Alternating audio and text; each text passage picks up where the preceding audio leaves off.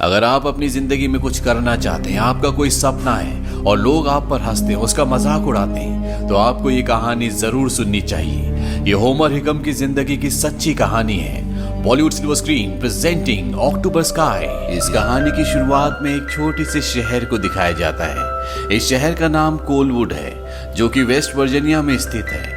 यहाँ का नाम कोलवुड इसलिए है क्योंकि यहाँ पर कोयले की बहुत बड़ी बड़ी खानें हैं, जहाँ पर इस शहर के लोग काम करते हैं। लेकिन फिलहाल पूरी दुनिया में और इस शहर में एक ही खबर की चर्चा होती है, और वो होती है स्पुतनिक 1 की। स्पुतनिक 1 इस दुनिया का पहला आर्टिफिशियल सैटेलाइट होता है, जिसे सोवियत संघ धरती की कक्षा से बाहर भेजने वाला है। और जब उस सैटेलाइट को अंतरिक्ष में भेजा जाएगा, तो उसे इस शहर से यानी कि कोलवुड से देखा जा सकता है। इसीलिए रात को सब के सब बाहर खड़े होते हैं, और जब वो सैटेलाइट उनके शहर के ऊपर से गुजरता है, तो पूरे शहर की भीड़ उसे देख रही होती है।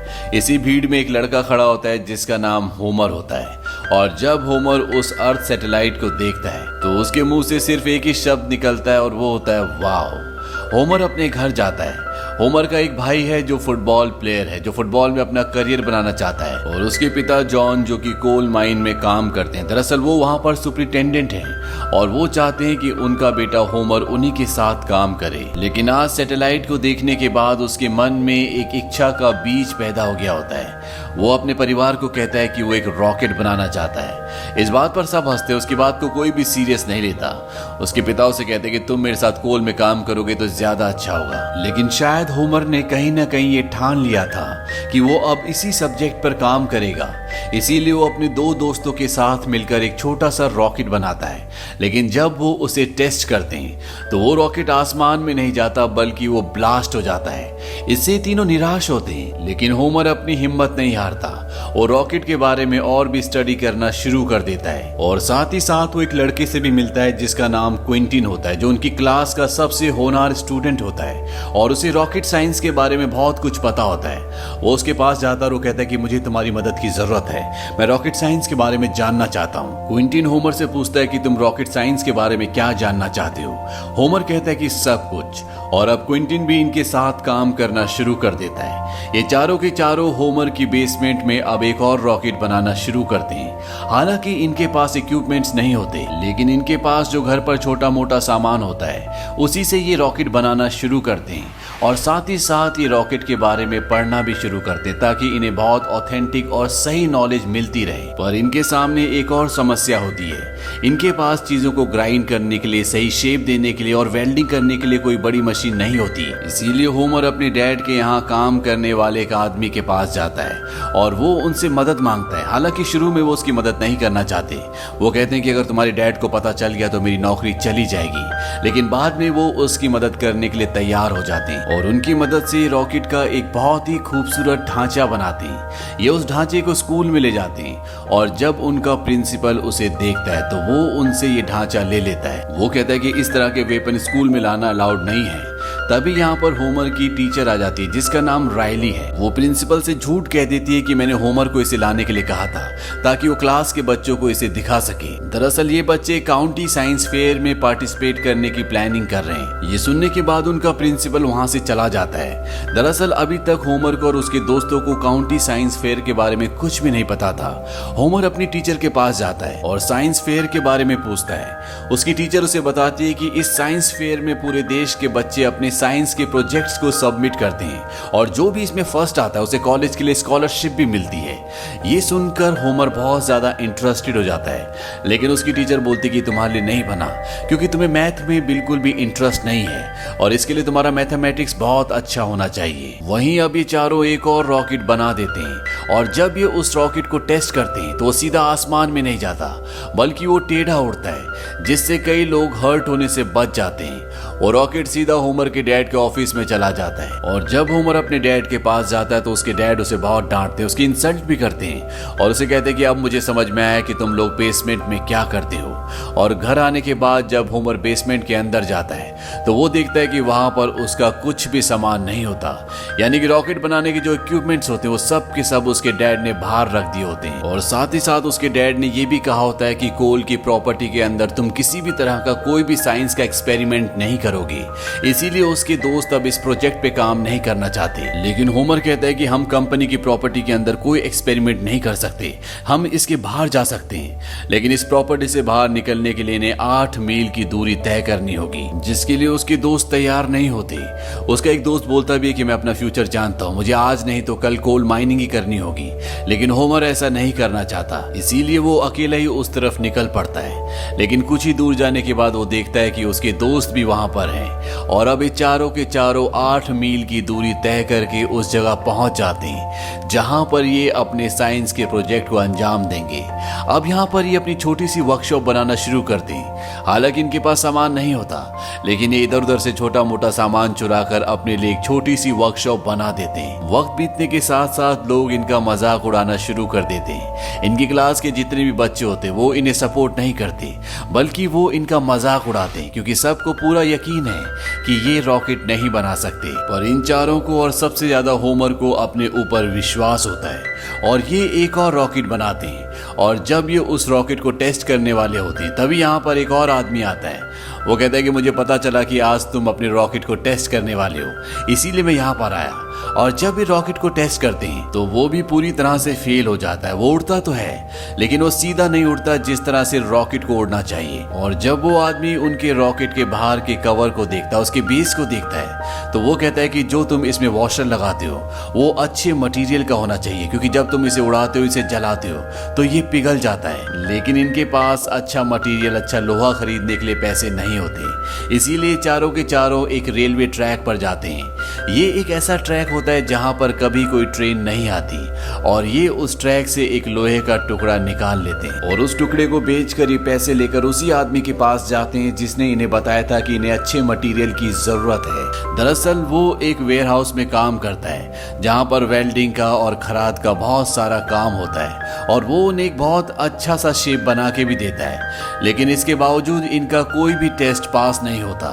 एक के बाद एक लगातार इनके कई सारे रॉकेट्स फट जाते हैं, लेकिन ये चारों हताश नहीं होते, लगातार एक्सपेरिमेंट करते रहते हैं, बावजूद इसके कि इन्हें इसमें कोई कामयाबी नहीं मिल रही होती। अब ये अपने रॉकेट के लिए एक नया फ्यूल बनाते हैं और जब ये टेस्टिंग करने के लिए अपनी टीचर राइली के साथ वहां पर पहुंचते हैं तो ये देखते हैं कि वहां पर बहुत सारे लोग होते हैं जो सब के सब इनका एक्सपेरिमेंट देखने के लिए आए हैं। हालांकि सबको यकीन होता है कि इनका एक्सपेरिमेंट फेल हो जाएगा, वो सब इनका मजाक उड़ाना चाहते हैं। लेकिन जब ये एक्सपेरिमेंट करते हैं, जब ये उसे टेस्ट करते हैं, तो वो सीधा आसमान की गहराइयों तक पहुंच जाता है। और ये देखकर ये चारों, इनकी टीचर राइली और यहाँ पर खड़ा हर एक इंसान बहुत खुश होते हैं, क्योंकि ये इनका पहला एक्सपेरिमेंट था जो सफल हुआ था। इनकी ये खबर न्यूज़पेपर में भी फ्लैश होती है और ये बहुत फेमस हो जाते हैं। लेकिन इनकी खुशी ज्यादा वक्त तक नहीं रहती। इनके स्कूल में पुलिस आती है और इन चारों को गिरफ्तार करके ले जाती है। दरअसल इनके ऊपर आरोप होता है कि इनके रॉकेट के एक्सपेरिमेंट से जंगलों में आग लगी है, जिससे भारी नुकसान हुआ है। लेकिन ये सब के सब नाबालिग होते हैं, इसीलिए इन्हें कोई सजा नहीं हो सकती। होमर के डैड आकर इन सब को वहां से छुड़ा कर ले जाते हैं, लेकिन अब ये अपने एक्सपेरिमेंट्स नहीं कर सकते क्योंकि पुलिस इन्हें अलाउ नहीं करेगी। और इस बात से सब बहुत निराश हो जाते हैं और जो वर्कशॉप इन्होंने बहुत उम्मीदों से, बहुत प्यार से बनाई थी, अपने हाथों से ये उसे जला देते हैं। अपने सामने अपने सपने को जलता हुआ देखते हैं, लेकिन इसके अलावा ये अब कुछ नहीं कर सकते। वहीं होमर के डैड के माइंड में एक एक्सीडेंट होता है जिसमें एक आदमी की मृत्यु भी हो जाती है और साथ ही साथ होमर के डैड बहुत बुरी तरह से जख्मी हो जाते हैं। और इसके बाद ना चाहते हुए भी होमर को कोल माइन में काम करना पड़ता है। हालांकि उसका बड़ा भाई कहता है कि मैं कोल माइन में काम करूंगा, लेकिन उसके पास फुटबॉल गेम की वजह से स्कॉलरशिप होती, यानी कि वो आगे पढ़ाई कर सकता है। इसीलिए होमर ये डिसाइड करता है कि वो कोल माइन में काम करेगा। धीरे धीरे उसके डैड रिकवर हो जाते हैं। होमर की मॉम चाहती है कि होमर दोबारा स्कूल जाए, लेकिन अब वो स्कूल नहीं जाना चाहता। हालांकि उसके डैड को इस बात से कोई फर्क नहीं पड़ता, क्योंकि वो शुरू से यही चाहते थे कि होमर उनके साथ कोल माइन में काम करे। वो कोल माइन की, अपने शहर की, अपने घर की जिम्मेदारी को समझे और अब सब कुछ उनके मन के मुताबिक हो रहा होता है। लेकिन होमर की मॉम चाहती है कि वो पढ़े, पर होमर ने अपनी जिंदगी का फैसला कर लिया होता है। और एक दिन होमर जब कोयले की खान से वापस आता है तो उसकी मॉम कहती है कि मैंने कुछ सुना है तुम्हारी टीचर के बारे में। दरअसल उसकी टीचर की तबीयत खराब होती है, उन्हें कैंसर होता है और अब होमर अपनी टीचर राइली से मिलने के लिए जाता है। वहां पर उसकी टीचर उसे बताती है कि मैं हमेशा से चाहती थी कि तुम साइंस फेयर को जीत जाओ ताकि तुम चारों को स्कॉलरशिप मिले और तुम कॉलेज पढ़ो ताकि अपनी जिंदगी में कुछ अच्छा कर सको। और अगर तुम ऐसा कर पाते तो तुम्हारी जिंदगी में मेरा भी कहीं ना कहीं कुछ ना कुछ योगदान होता। कभी कभी हमें दूसरे क्या कहते हैं इन बातों को नहीं सुनना चाहिए, बल्कि अपने अंदर की आवाज सुननी चाहिए कि हम क्या करना चाहते हैं। तुम्हें अपने सपने को पूरा करना चाहिए। तुम अपनी पूरी जिंदगी इन कोयले की खानों में नहीं बिता सकते क्योंकि तुम ये नहीं चाहते, तुम कुछ और करना चाहते हो। और अपनी टीचर की बातें सुनकर एक बार फिर से होमर मोटिवेट हो जाता है और वो घर जाने के बाद अपनी रॉकेट साइंस की किताब को पढ़ना शुरू कर देता है। ये किताब भी उसकी उसी टीचर यानी कि राइली ने उसे दी होती है और यहाँ पर अब वो कैलकुलेशन करना शुरू कर देता है और उसका कैलकुलेशन अपने उस रॉकेट के बारे में होता है जो उन्होंने आखिरी बार लॉन्च किया था, जिसकी वजह से उनके ऊपर इल्जाम लगा था कि उनकी वजह से जंगल में आग लगी है। दरअसल उस रॉकेट का गिरा हुआ हिस्सा नहीं मिला था और अब वो अपने नोट्स लेकर अपने दोस्त क्वेंटीन के पास जाता है। क्वेंटीन इसकी फाइनल कैलकुलेशन बताता है कि उनके रॉकेट का टूटा हुआ हिस्सा, बचा हुआ हिस्सा कहां पर होगा और ये जंगल में उस हिस्से को ढूंढने के लिए जाते हैं और इन्हें वो हिस्सा मिल जाता है जो कि पानी में होता है, यानी कि इनके रॉकेट से आग नहीं लगी। और वो उस हिस्से को लेकर स्कूल में जाता है जहां पर उनकी टीचर राइली ये देखकर बहुत खुश होती है। लेकिन जब उनका प्रिंसिपल आता है तो वो कहता है कि तुम्हारा रॉकेट का हिस्सा कुछ भी साबित नहीं कर सकता। और इसके बाद होमर ब्लैक बोर्ड पर उन्हें पूरी कैलकुलेशन बताता है और उन्हें भी समझ में आ जाता है, उन्हें यकीन हो जाता है कि होमर सच कह रहा है। उनके रॉकेट की वजह से जंगल में आग नहीं लगी थी और वो होमर और उसके दोस्तों को कहते हैं कि तुम्हें साइंस फेयर में हिस्सा लेना चाहिए। अभी चारों के चारों एक बार फिर से होमर की बेसमेंट में अपना काम करना शुरू कर देते हैं। वहां पर होमर के डैड आते हैं और होमर के दोस्तों को वहां से जाने के लिए कहते हैं। वो सब के सब वहां से चले जाते हैं। होमर के डैड होमर को कहते हैं आज नहीं तो कल तुम्हें कोल माइन में मेरी जगह लेनी पड़ेगी। और जब मैं ये बात सुनता हूँ, ये सोचता हूँ तो इससे मुझे प्राउड फील होता है। तुम्हें काम पर दोबारा वापस आ जाना चाहिए। होमर इस चीज के लिए मना कर देता है। वो कहता है कि कोल माइन आपकी दुनिया, वो आपका सपना है, मेरा नहीं। और अब मैं कभी भी जिंदगी में कोल माइन में नहीं आऊंगा। मैं उस जगह नहीं आना चाहता, बल्कि मैं स्पेस में जाना चाहता हूँ। उसकी आंखों में आत्मविश्वास होता है और उसके डैड बिना कुछ कहे वहां से चले जाते हैं। वहीं स्कूल में होमर और उसके दोस्तों के प्रोजेक्ट को साइंस फेयर में भेजने का फैसला किया जाता है। हालांकि बहुत सारे स्टूडेंट्स ने अलग अलग प्रोजेक्ट यहाँ पर सबमिट किए होते हैं, लेकिन होमर और उसके दोस्तों का प्रोजेक्ट फाइनल होता है। लेकिन ये चारों वहां पर नहीं जा सकते। इनमें से कोई एक ही वहां पर जा सकता है और ये चारों ये डिसाइड करते हैं कि होमर उस साइंस फेयर में जाएगा। वहीं दूसरी तरफ होमर के पिता जॉन के खिलाफ पूरी की पूरी यूनियन हो जाती है। वो उनके खिलाफ स्ट्राइक कर देती है और कोल माइंस बंद हो जाती है। इसी बीच जब उसके पिता घर पर होते तो उनके ऊपर कोई फायरिंग भी करता है और जब होमर अपने पिता के प्रति कंसर्न जताता है तो उसके पिता इस बात पर उसे एक ताना मारते हैं। वो कहते हैं कि तुम्हारे पास इससे भी ज्यादा इंपॉर्टेंट चीज है, तुम अपनी चीजें करो। इस बात पर होमर को गुस्सा आ जाता है और वो अपने पिता से कहता है कि जो भी यहाँ पर चल रहा है वो मेरी गलती नहीं है। मैं कॉलेज पढ़ना चाहता हूँ, आगे बढ़ना चाहता हूँ, यहाँ से बाहर निकलना चाहता हूँ। धीरे धीरे माइंस खत्म हो रही है, कोल खत्म हो रहा है, इसमें मेरी कोई गलती नहीं है। उसके पिता उसे कहते हैं कि तुम जाओ, जो करना है करो। होमर भी गुस्से में ये कहकर चला जाता है कि मैं हमेशा के लिए घर छोड़कर जा रहा हूँ। और अगले दिन वो अपने साइंस फेयर के लिए निकल जाता है और वहां पर वो अपने रॉकेट को रिप्रेजेंट करता है और सबको उसका प्रोजेक्ट बहुत पसंद आता है। ये 2 दिन का फेयर होता है और अगले दिन फैसला होना है कि इसमें कौन जीतेगा और जो इसे जीतेगा उसे स्कॉलरशिप मिलेगी। लेकिन रात को कोई उसकी रॉकेट का नोजल चुरा लेता है और अगर वो उसे वापस नहीं मिला तो वो इस एग्जीबिशन में कभी भी जीत नहीं पाएगा। इसीलिए वो अपने दोस्तों को कॉल करता है, अपनी मॉम को कॉल करता है और वो कहता है किसी भी तरह से मुझे दूसरा नोजल चाहिए। लेकिन दूसरा नोजल नहीं बन सकता। जिस आदमी ने ये नोजल बनाया है वो कोल माइंस में काम करता है। सारी मशीनरी कोल माइन के अंदर है और कोल माइन के सारे वर्कर स्ट्राइक पर है, यानी कि कोल माइंस पूरी तरह से बंद है। होमर की मॉम होमर के डैड के पास जाती है और उसे सारी सिचुएशन बताती है। वो कहती है कि तुम्हें स्ट्राइक को खत्म करना होगा, लेकिन होमर के डैड पूरी तरह से मना कर देते हैं। वो कहते हैं कि मैं इन यूनियन वालों के आगे गिड़गिड़ाने वाला नहीं हूँ।